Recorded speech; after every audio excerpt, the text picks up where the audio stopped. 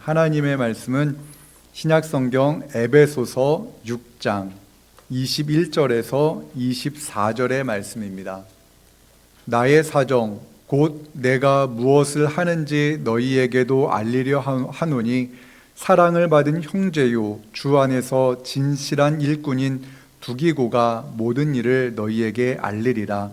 우리 사정을 알리고 또 너희 마음을 위로하기 위하여 내가 특별히 그를 너희에게 보내었노라.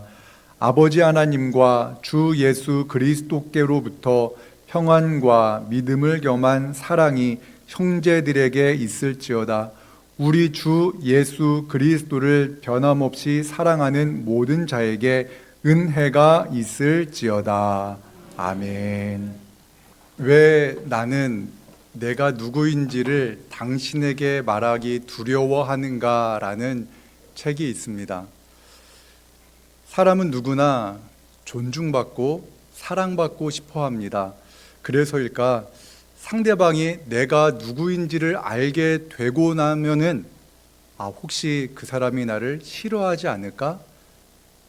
나를 내 가깝게 지내던 사람이 내가 누구인지 알고 난 후에는 나를 멀리하지는 않을까라는 그러한 두려운 마음이 있습니다.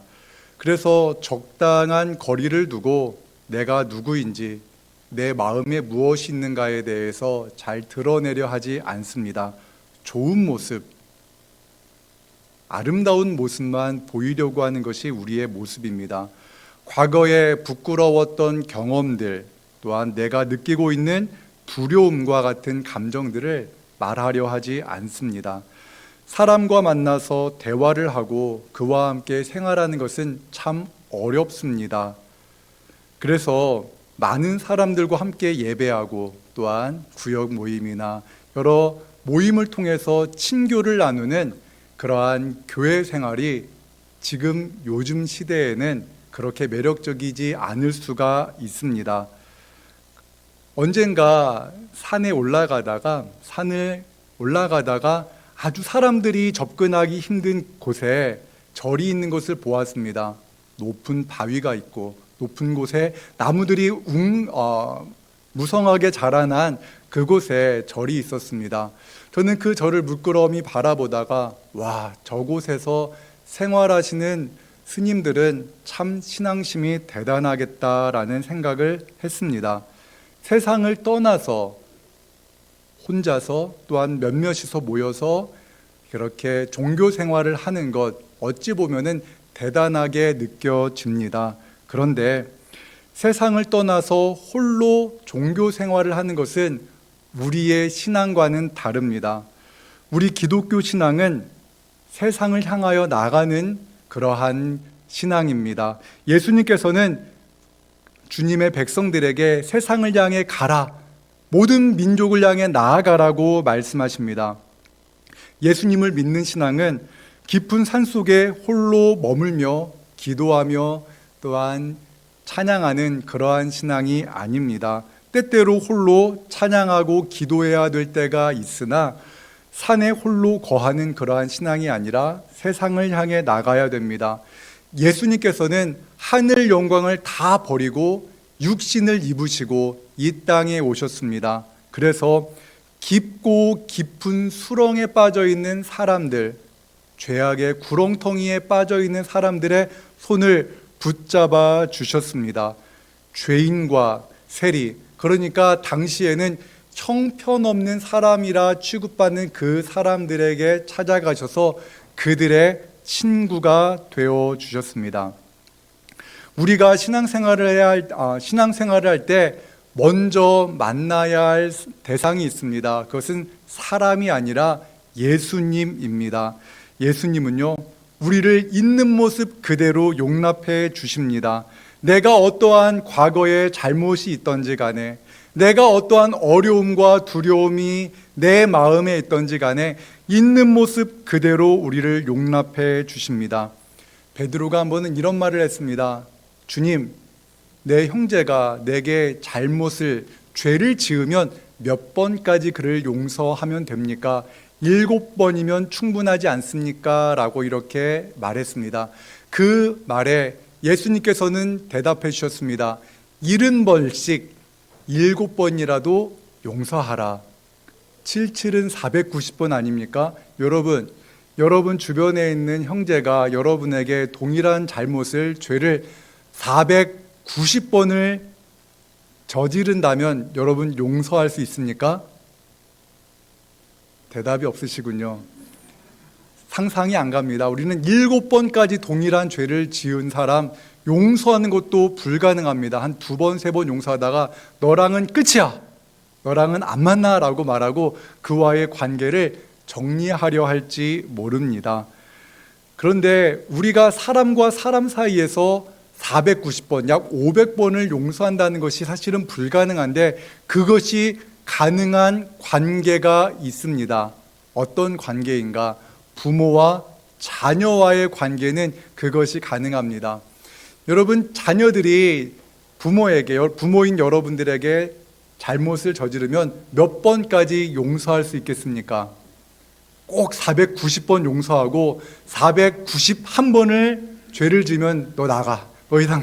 너 더 이상 내 자녀 아니야 라고 이렇게 말하겠습니까? 아닙니다. 그러면 우리의 자녀들은 다 나가야 될 겁니다. 저희 자녀들도 마찬가지일 겁니다.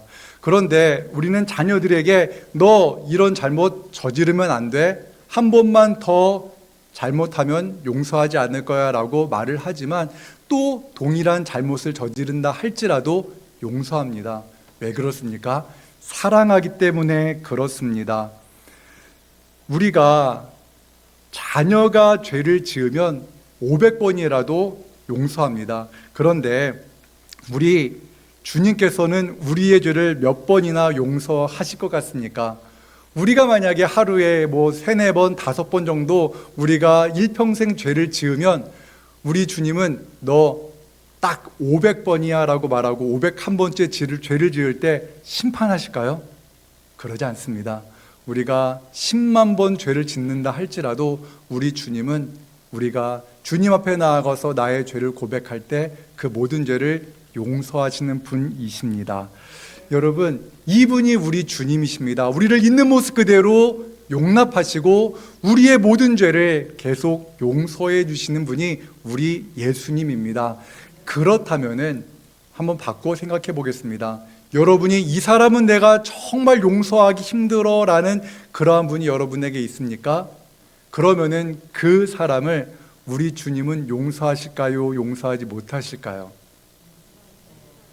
네, 그렇습니다. 심판하시기를 원합니다. 우리 주님께서 그 못된 사람 하나님께서 지옥에 심판을 내리기를 원할지도 모릅니다. 그러나 그것은 우리의 마음일 뿐입니다. 우리 주님은요, 우리가 미워하는 용서하기 어려운 그 사람도 용서하십니다. 그 사람을 예수님 앞에 다 갖다 둬 보십시오. 우리 주님은 그를 동일하게 용서하십니다. 한번 우리가 생각하기를 원하는데요, 예수님이 우리의 죄를 10만 번 용서해 주셨다고 가정해 보겠습니다. 그렇다면 우리는 그 내가 용서하기 힘든 사람을 우리 예수님이 용서해 주신 것에 1000분의 1만 용서해 보면 어떨까요? 1000분의 1이면 100번 정도입니다. 그 사람을 100번만 용서하겠다라고 생각하시고 그를 한 번, 2번, 한 100번 정도 용서하면은 어떠한 일이 벌어지겠습니까? 놀라운 일이 벌어질 것입니다. 여러분, 여러분에게 누군가가 이런 질문합니다. 아저씨, 아줌마, 예수님 믿으면 뭐가 좋습니까?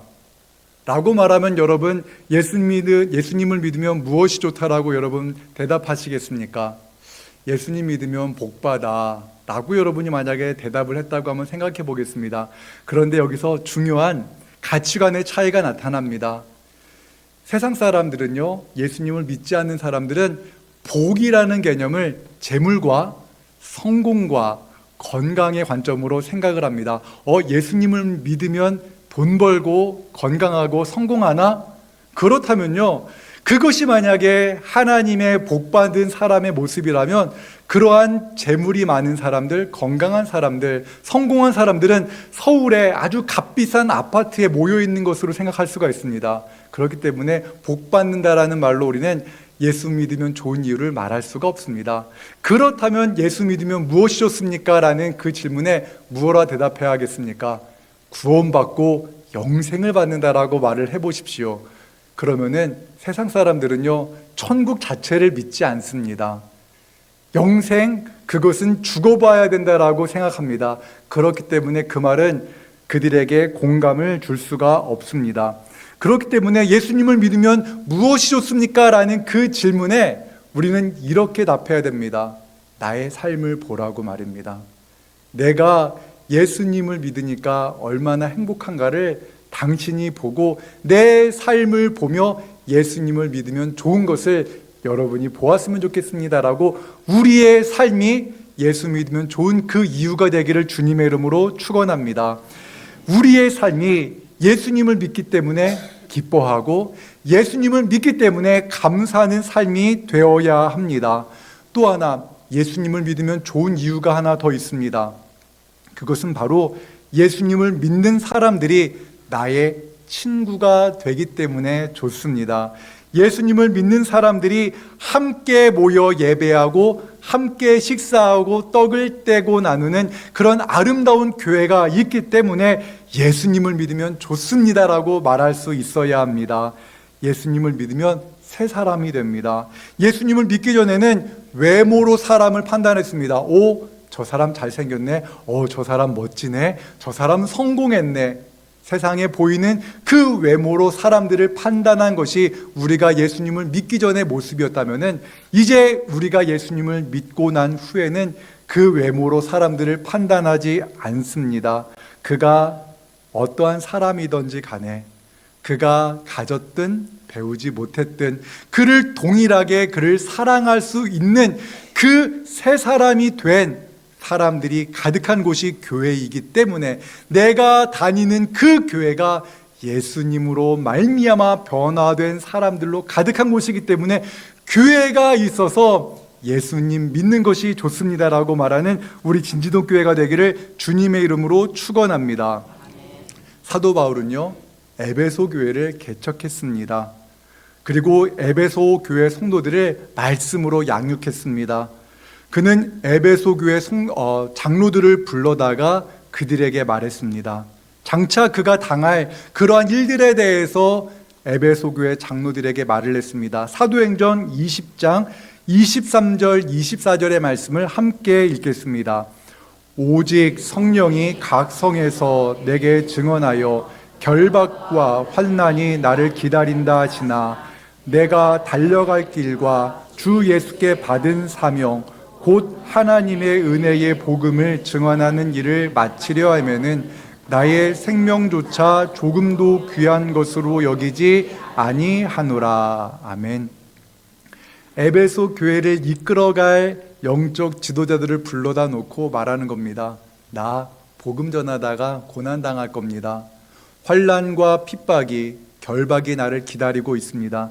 하지만 주님께서 나에게 맡기신 사명을 감당할 때 나는 나의 생명조차도 조금도 귀한 것으로 여기지 않겠습니다 라고 말을 합니다. 예수님을 믿으면 복 받는다라는 그러한 개념으로 살아가는 이 시대라면 과연 예수 믿으면 환난이 있습니다라고 말하는 것이 과연 신앙생활하는 데 도움이 되겠습니까? 교회 다니는 것이 때로는 고난과 역경이 있다라는 것을 말하는 것이 교회로 사람들을 이끌어 드리는데 과연 도움이 될까요? 오늘 이 시대 재물과 명예를 최고의 가치로 여기는 이 시대에는 맞지 않는 그러한 상황처럼 느껴집니다.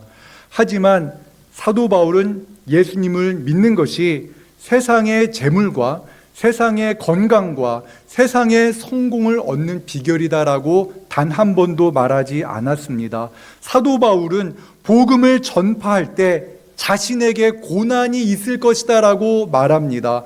그 사실을 에베소 교회 성도들에게도 말하고 있습니다. 에베소서 6장 21절의 말씀을 함께 읽겠습니다. 나의 사정 곧 내가 무엇을 하는지 너희에게 알리려 하노니 사랑을 받은 형제요 주 안에서 진실한 일꾼인 두기고가 모든 일을 너희에게 알리리라. 아멘. 사도 바울은요, 앞서 에베소 교회 장로들에게 말했던 것처럼 나는 복음을 전하는데 고난을 당할 것입니다. 환난을 당할 것입니다. 어쩌면 죽을지도 모릅니다라고 이렇게 이야기를 했습니다. 사도 바울은 에베소서를 기록할 당시에 감옥에 갇혀 있었습니다. 얌전하게 그렇게 감옥에 갇혀 있는 것이 아니라 쇠사슬에 매여 감옥에 갇혀 있는 상황입니다. 사도 바울의 현재 상황은 그렇게 좋은 상황이 아닙니다. 그럼에도 불구하고 두기고를 보내서 사도 바울이 겪고 있는 모든 상황을 에베소 교회 성도들에게 알리겠다라고 말을 합니다. 사도 바울은요, 자신의 모든 상황을 하나님께 기도했습니다. 빌립보서에서 말씀과 같이 그는 아무것도 염려하지 않았고 다만 모든 일에 기도와 간구로 하나님께 감사함으로 기도했습니다. 사도 바울은요, 복음을 전하다 감옥에 갇힌 그 사실을 부끄러워하지 않았습니다. 또한 감옥에 갇혀 있다 할지라도 그는 절망하지 않았습니다. 왜 그렇습니까? 감옥에 갇혀서 쇠사슬에 매여 있으나 그는 지금 하나님과 함께 하고 있기 때문입니다. 자신에게 일어난 모든 상황을 하나님께 말씀드렸고 그는 그 감옥 안에서도 평안했고 기뻐했고 감사할 수가 있었습니다. 여러분, 자녀를 키우다 보면요, 어린 자녀들이 부모에게 모든 것을 다 하나하나 말할 때가 있습니다. 언제입니까? 어린 시절입니다. 어린 시절에는 자기 자신의 부끄러운 일들과 자기 자신의 슬픈 마음과 자신의 모든 기쁨을 다 부모에게 이야기를 합니다. 그것이 바로 어린아이의 신앙과 같은데 그 어린아이의 신앙으로 사도 바울은 하나님을 섬겼고 어린아이의 신앙으로 그는 에베소 교회 성도들과 교제하고 있었습니다. 어린아이와 같은 신앙, 이것이 바로 주님께서 하나님의 나라를 섬기는 가장 훌륭한 신앙이다라고 말씀하십니다. 마가복음 10장 15절의 말씀을 함께 같이 읽겠습니다. 내가 진실로 너희에게 이르노니 누구든지 하나님의 나라를 어린아이와 같이 받들지 않는 자는 결단코 그곳에 들어가지 못하리라 하시고. 아멘. 어린아이가요, 아무리 전쟁이 벌어진다 할지라도 어떠한 환란이 있다 할지라도 부모 품에 안겨 있으면 곤히 잠듭니다. 어떠한 시련이 있다 할지라도 부모와 함께 있는 어린 자녀는요, 두려워하지 않습니다. 이것이 바로 하나님의 나라를 받드는 사람들의 모습입니다. 사도 바울은 자신의 모든 상황을 알고 계신 하나님께 자신의 고난 중에서도 하나님께 감사를 할 수 있었습니다. 내가 고난을 당했다는 그 이유 때문에 하나님이 정말 계셨나? 하나님이 계신가? 하나님의 실존을 의심하는 것이 아닙니다. 왜 그렇습니까? 하나님을 믿고 그는 부활을 경험했기 때문에 그렇습니다. 죽음을 이기시고 부활하신 예수님을 만났기 때문에 그의 신앙은 그 환난 때문에 흔들리지 않았던 것입니다.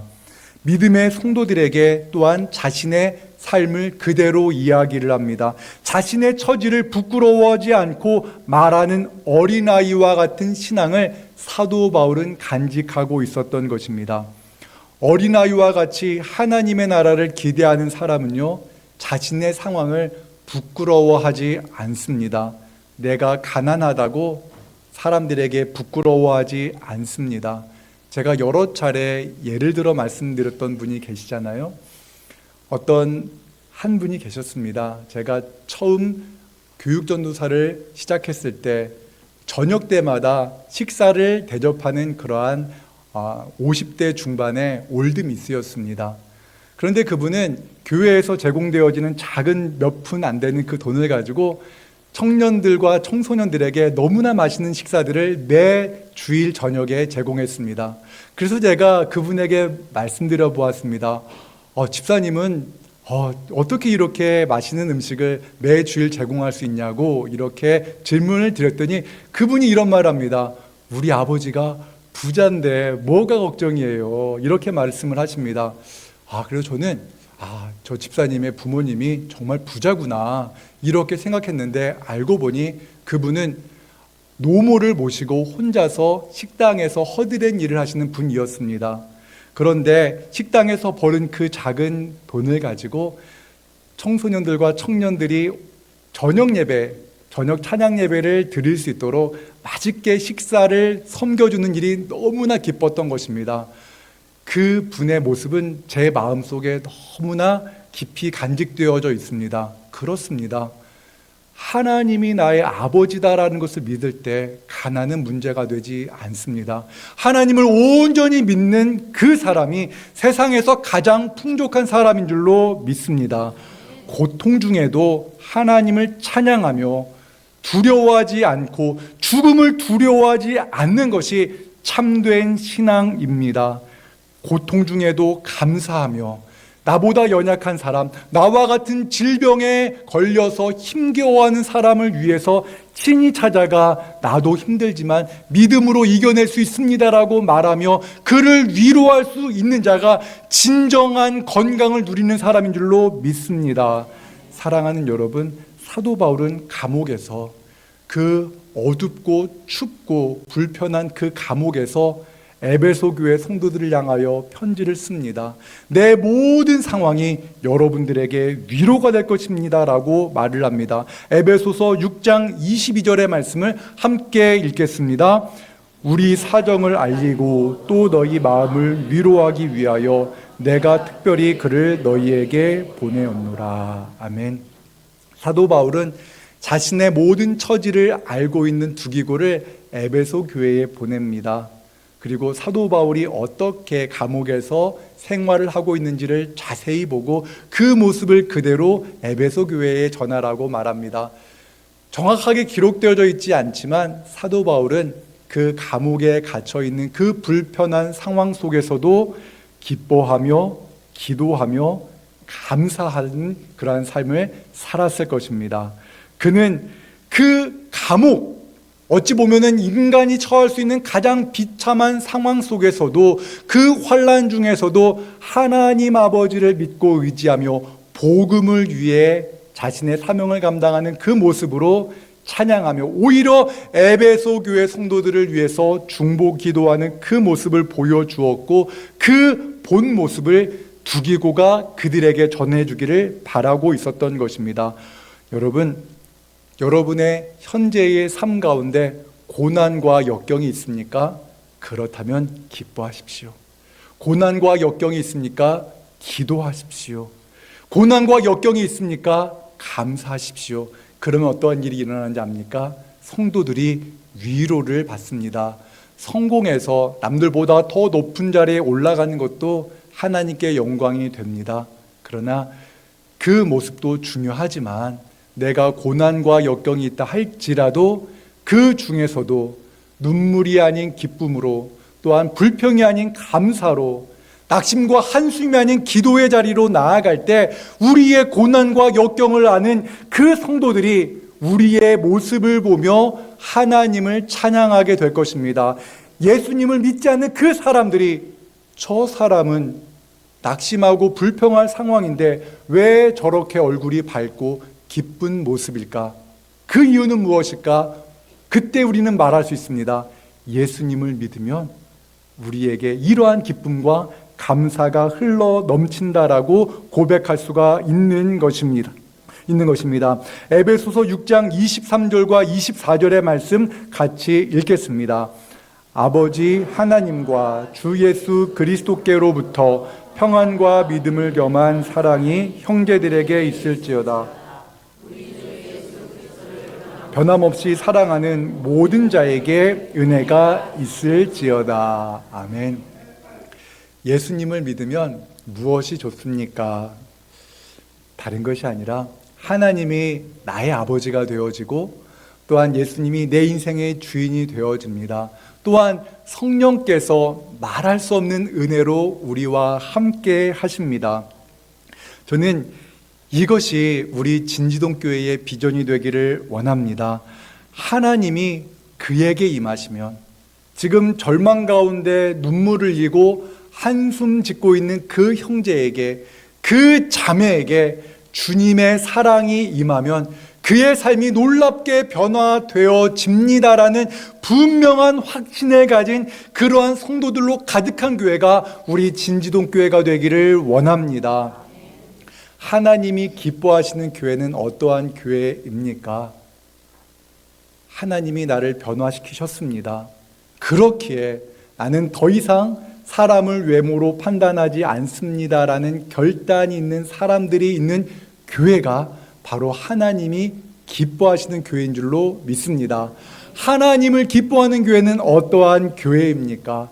하나님이 나를 사랑하시기 때문에 예수 그리스도께서 나를 10만 번이나 더 되는 죄를 매 순간순간 용서하셨다는 그 용서에 감사드리며 내게 잘못한 사람, 내 마음을 또한 상하게 하는 그 성도라 할지라도 그를 있는 모습 그대로 사랑하겠습니다 말하기 때문에 있는 모습 그대로 내 사랑하는 성도를 품어주는 그러한 교회, 그래서 그러한 교회, 그렇기 때문에 일요일에 이렇게 좋은 날에 여러분 한번 생각해 보십시오. 이렇게 날씨 좋은 날 산에 가면 얼마나 좋겠습니까?